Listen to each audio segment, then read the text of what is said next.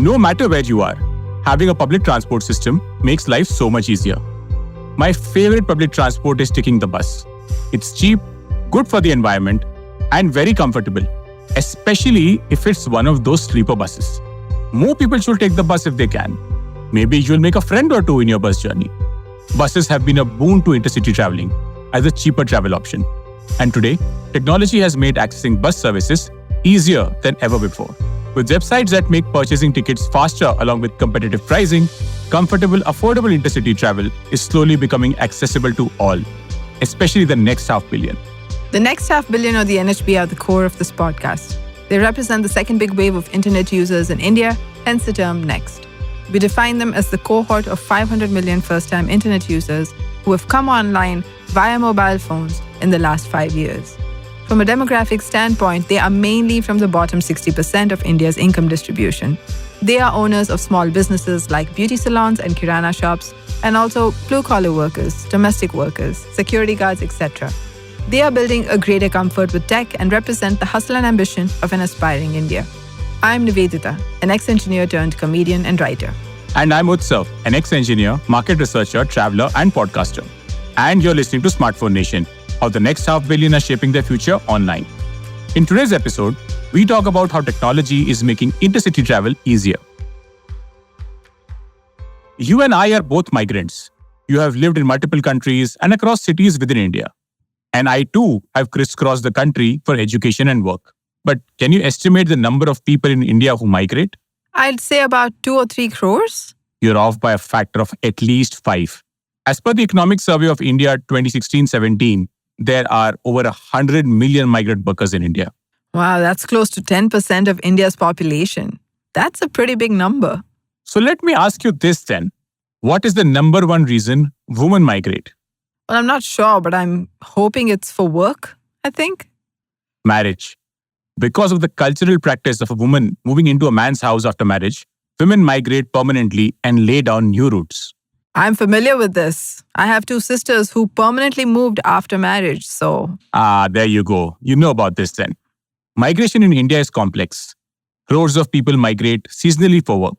They take up challenging work from construction and brick kilns to rural harvesting operations. Then there is circular migration. The durations can be as short as a day or a week, in which case they are referred to as commuters, numbering in the tens of millions, who frequently board buses and trains bound towards a nearby town or city. And there are other reasons we have discussed: marriage, education, job transfers, business, festivals, and involuntary displacements. What exactly do you mean by involuntary displacements? I hate to be the bearer of bad news, but India is already facing climate migration. According to a World Bank report, in 2020 alone, about 1.4 crore Indians migrated due to the slow onset of climate change. This is particularly acute in coastal regions of India, owing to rising sea levels and frequent cyclones, making it challenging for people to have sustained incomes and a good quality of life. I don't expect there to be any reversal in climate migration or migration otherwise anytime soon. So this means that we are a country that's constantly on the move, but we require transit infrastructure and affordable travel options. Remember the annual Chinese migration Chunyun, a 40-day period when crores of people travel back to their homes for the Lunar New Year. In 2023, 2 billion trips were taken. Flights and trains were booked out well in advance, and people were scrambling to find other ways to get home. Well, that's the case in India too.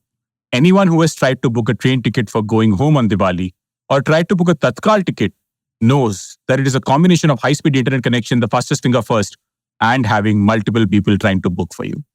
Consider the case of Suresh. He hails from the small town of Yadgiri in Karnataka, but works at a pantry in a Mumbai office. He visits his village for festivals and emergencies and takes about 4 to 5 trips in a year. This is his experience of booking a train ticket. My village is in Karnataka, around 630 kilometers away, so it takes me around 12 hours to reach Mumbai. If I get on a train at night, I get down the next morning. The train runs for 12 hours. It's difficult to book the tickets directly at the station because the line is always very long because there are a lot of people who want to go back to their villages. Even though booking tickets at the station is cheaper than booking them online, most people book their tickets online. If there's a festival or a special occasion, you have to book the tickets 15 days to a month in advance. But if it's a normal day, then it doesn't take time to book a ticket.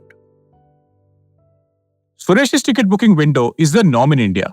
A recent report by Booking.com revealed that Indians only plan their travel as much as 29 days in advance, compared to 60 to 90 days globally.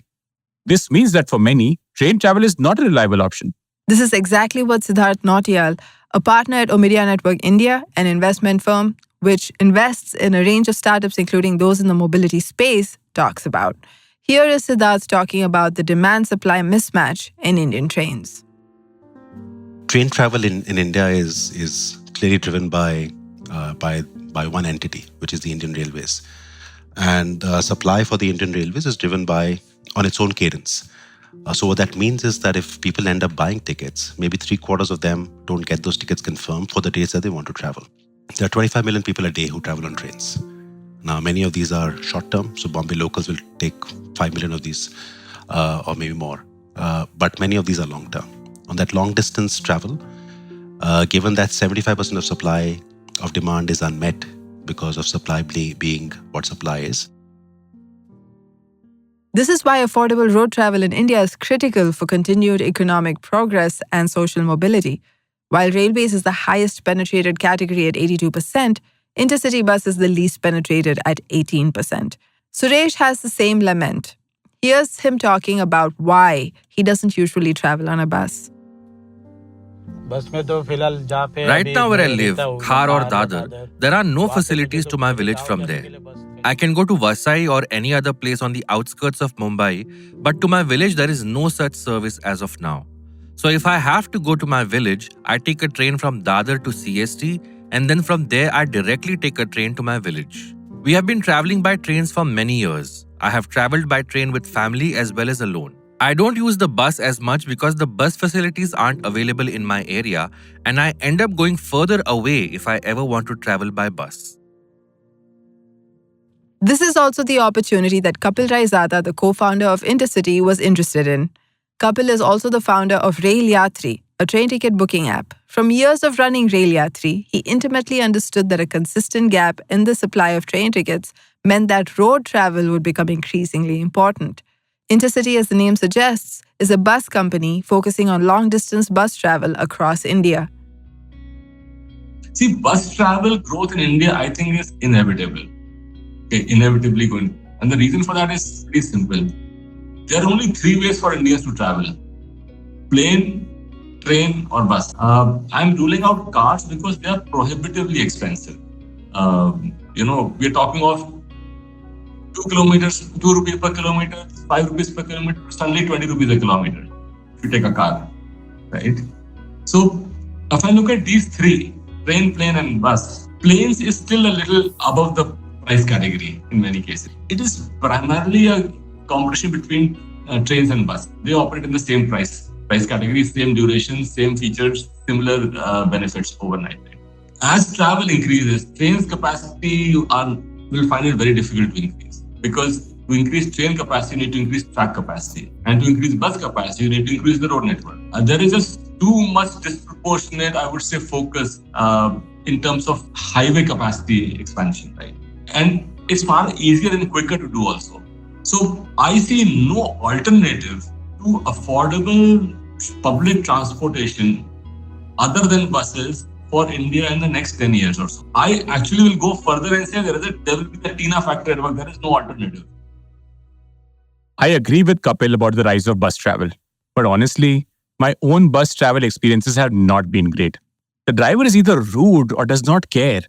The buses are frequently late, and they just stop randomly to pick up people from the highways. I'd say it's different in the South. I've traveled by bus all my life, whether it's the local buses or intercity buses. Tamil Nadu has very good bus connectivity. And you get these intercity sleeper buses that are so comfortable and cheap. I traveled in a sleeper bus from Cochin to Coimbatore recently and thought I was getting scammed when I saw the fancy pictures of the bus on the site. But it turned out looking exactly like the photos. I was so surprised. But I've had trouble with bus travel here in Maharashtra. I got off on the highway when I was coming back to Mumbai from Nashik and fully regretted it. So I believe that your experience with buses has been worse than mine, but Kapil feels like there are reasons for why this happens. Listen to Kapil. it is a very complicated business. And the reason for that is, one, the lot size is not as large as a train or a plane. So think about, you have an asset, a bus, which is never in front of you. In long distance travel, rarely does the business happen in front of the owner. These are assets out of your sight, hopefully in your mind for sure. But imagine, 20 buses parked at 5 other different parts of the city, going to 5 other remote cities with some staff that you have deputed over there. There is no way for an owner to actually know what's happening inside those buses. Most of the times, they are dependent often on poorly trained staff to give them feedback. There may be challenges in the process. Actually, this business is a black box even for its owners. And they have a lot to do. I mean, in terms of, ensuring the kind of quality of the vehicle, ensuring what's happening in there, collections, ticketing, revenue management, defect management, vehicle performance. I never thought about it this way. The fact that bus owners rarely see their vehicles and have so much to control and take care of. I mean, I guess in my simple worldview, it was just about getting from point A to point B. And now consider the nuance that long-distance travel is like a hospitality business. Users want comfort and convenience. If there's a seat, it needs to be clean. If there's a blanket, it needs to be washed. Users would want to interact with professional and courteous staff. This seems like too many things to manage. How does one begin to solve this? Kapil has boiled it down to a few key factors which make or break the bus experience. Here's Kapil. There are only 5 things that we really care about. I mean, say one is punctuality, clean bus, courteous staff. We added 2. This was traditionally what people were trying to, get under control. Then we added 2 more, which is safe boarding and deboarding, and toilets inside the bus. So these are long distance travel. So I think these 5 are enough. If we deliver 100% on these 5 attributes of travel, I think we are there. But that's what the entire game is. How do you take it from 70%, 80%, 90% to, the goal is always 100%. I agree with everything he just said, but how do you take it up to 100%? We will get to that, but right after this short break.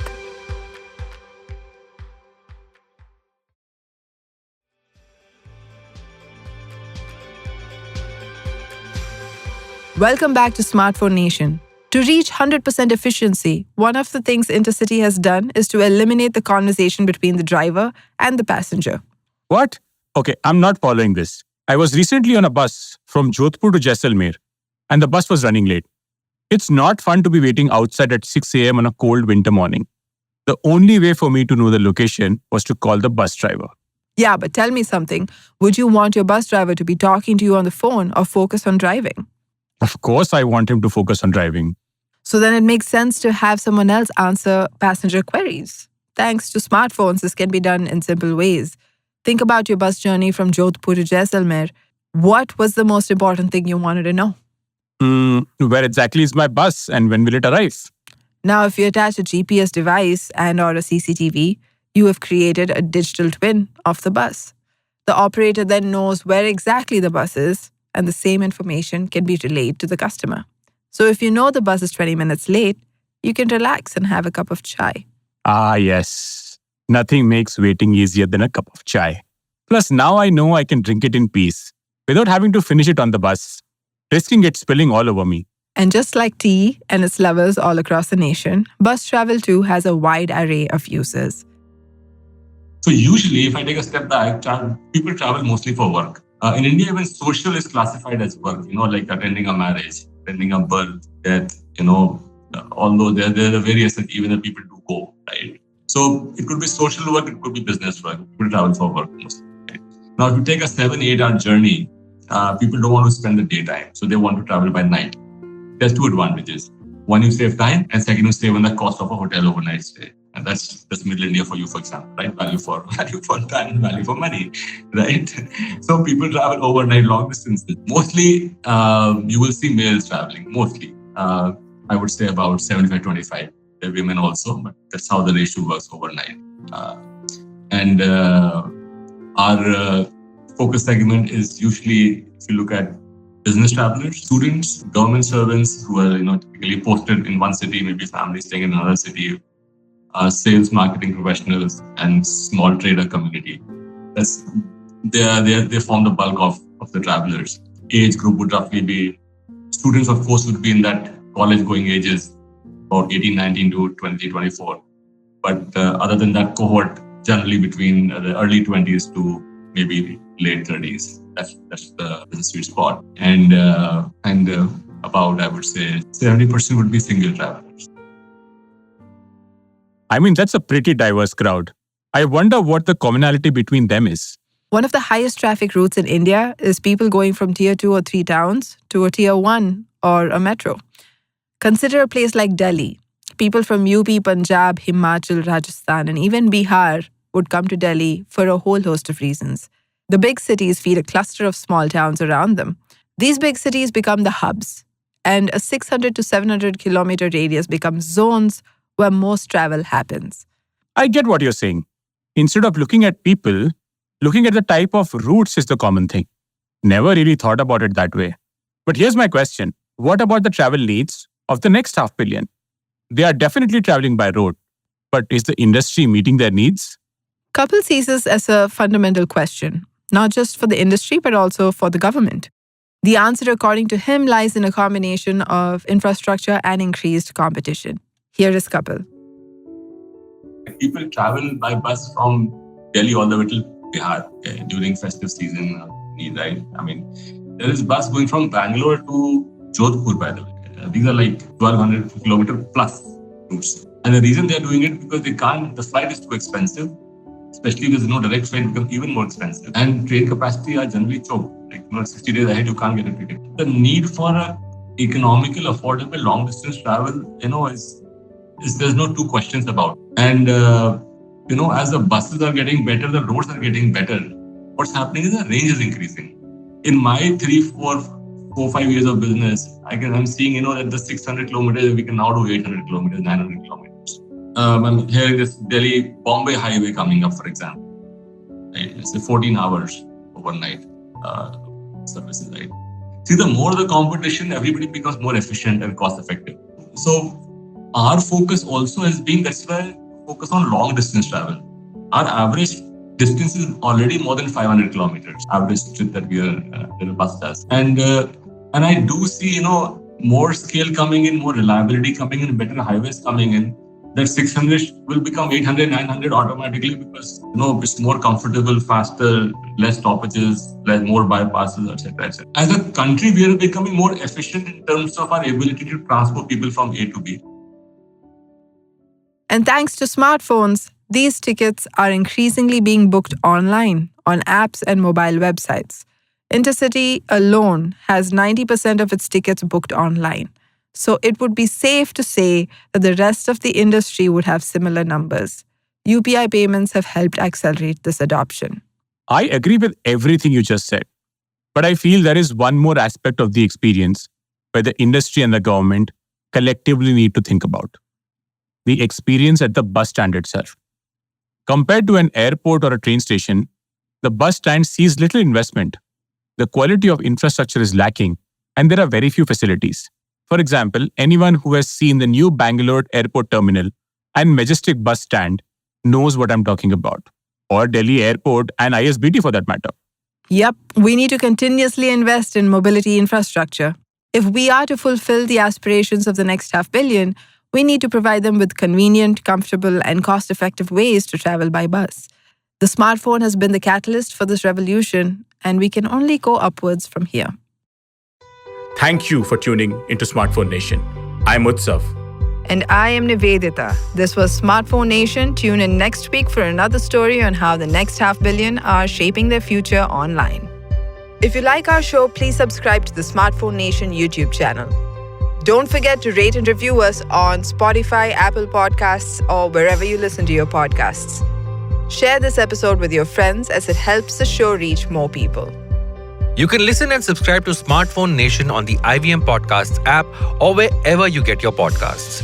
This podcast is also available in Hindi and Tamil. A special thanks to Omidyar Network India for making this season possible. To know how ONI is partnering with bold and purpose-driven entrepreneurs who are working to improve the lives of India's next 500 million, visit omidyarnetwork.in. Tell us what you think of the show. You can find our hosts on Twitter and Instagram. Utsav can be found on the Instagram ID at YWeTravel42.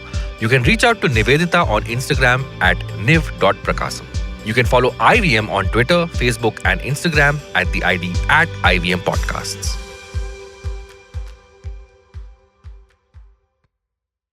IVM